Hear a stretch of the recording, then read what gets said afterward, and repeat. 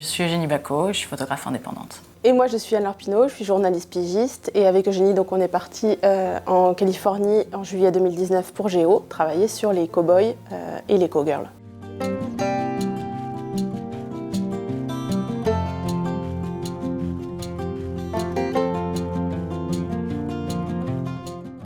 Un cow-boy au XXIe siècle, c'est peu ou prou la même chose qu'un cow-boy au XIXe siècle en Californie. Donc, on les croise sur les routes, on les croise dans les foires commerciales ou aux bestiaux.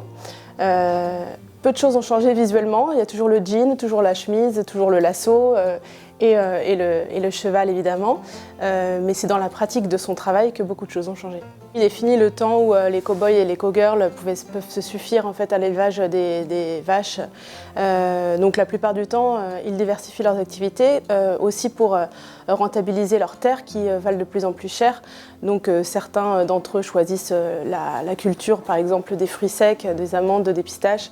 D'autres choisissent le tourisme, l'agrotourisme, qui est une activité qui existe depuis le début du XXe siècle, donc qui permettent par exemple à des citadins de tenter l'aventure du Far West en montant à cheval et faire des transhumances avec eux, comme ce qu'on a fait d'ailleurs avec Eugénie. Photographier des cow-boys avant de le faire me semblait très effrayant parce que je n'avais jamais fait de cheval. Et d'ailleurs, la première fois que j'en ai fait, ou la deuxième fois, c'était aux États-Unis, dans une famille de cow-boys qui nous a mis sur un cheval. Donc je crois que je leur ai pas dit que j'étais jamais montée. Ça s'est très bien passé parce que les chevaux de cow-boy sont extrêmement bien élevés. Il faut savoir être très ferme, vraiment limite parler en tête à tête avec son cheval, ce que j'ai fait là en Californie parce que j'avais un problème de communication avec mon cheval et un cow-boy m'a fait comprendre qu'il fallait que je m'impose. S'imposer auprès d'un cheval, un concept compliqué, mais il m'a dit que c'était pas très différent de gérer ça avec un humain. Donc voilà, j'ai parlé à mon cheval comme avec un humain, avec fermeté. Et ça s'est bien passé. Mais ce qui est compliqué dans la photographie de cow-boy, c'est qu'en fait, tu ne décides de pas grand-chose. Tes pieds n'ont aucune valeur, ce sont les sabots du cheval qui décident de ce que tu vas faire ou pas. Il faut tout appréhender. L'espace, le temps, la dimension. Surtout, ce qui était compliqué, c'est que nous avions une place dans la transhumance. On tenait un rôle dans la troupe. Nous étions à l'arrière du troupeau, à maintenir, à fermer en fait le cercle de vaches. Donc il y a les cow-boys et cow-girls en chef qui sont devant, qui ouvrent la voie, ceux sur le côté, et derrière c'est un petit peu les barrières de sécurité, ce qui fait qu'on a notre place. Donc je ne pouvais pas non plus partir sur un coup de tête, me dire que je galopais sur la montagne pour prévoir ma prise de vue en contre-plongée, parce que malgré tout je devais tenir un peu ma place. Ce n'était pas facile à appréhender. Et ce qui est compliqué, c'est qu'il faut toujours rester complètement en alerte, parce que plusieurs fois il est arrivé que mon cheval se cambre et parte au galop. Donc quand tu es sur ton cheval avec des boîtiers,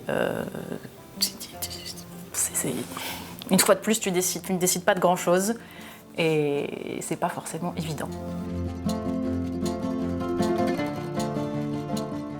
Les cow-boys, c'est une communauté qui est très très généreuse, donc qui vous accueille à bras ouverts quand vous montrez du respect pour les traditions et du respect pour les individus en général.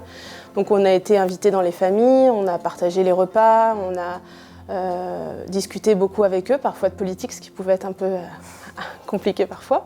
Oui, quand on est parti en transhumance, on a vécu donc dans la nature avec eux, à se laver dans la rivière, à baigner les chevaux.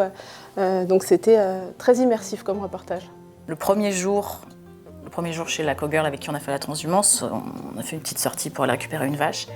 Et en fait, j'ai eu l'impression d'être dans Jurassic Park. Notamment parce qu'en fait, les troupeaux de vaches qui s'expriment dans les champs font des bruits de dinosaures. Et on utilise d'ailleurs des troupeaux de vaches pour faire des bruits de dinosaures dans les films de dinosaures. Et donc voilà, moi j'ai eu l'impression d'être là, il était 7h du matin, déjà une chaleur incroyable, entourée de vaches qui font des bruits de dinosaures avec des cow-boys. On a eu aussi une autre aventure, c'est qu'on était pendant la transhumance donc dans la montagne, loin de tout, donc juchés sur nos chevaux. et d'un coup, c'était en haut d'une colline, toi t'étais à cheval d'ailleurs. Et les vaches ont refusé de descendre, ce qui est inhabituel, parce que d'habitude elles sont très contentes de pouvoir avoir de la latitude pour aller un peu plus vite dans leur évolution. Et on n'a pas compris toute la journée, c'était pourquoi ces vaches se sont mises à paniquer d'un coup. Et c'est le soir, quand on s'est rapproché de la civilisation et que nos portables ont buzzé, d'un coup, j'avais 6 appels manqués de ma copine, 36 textos qui paniquaient, de gens qui disaient « Mon Dieu, est-ce que tu es morte ?» Puisqu'il y avait eu un tremblement de terre, d'assez forte... il était, je crois, à 7,2, donc ce qui est assez gros. Bon, c'était très loin de là où on était. Mais il se trouve que les vaches l'avaient senti, donc c'est ce qu'a dit Diane et Abraham, les co-girls et co-boys chez qui on habitait, qui ont dit « mais c'est bien sûr, les vaches ont senti le tremblement de terre que nous n'avons pas senti ». Donc c'était assez fou.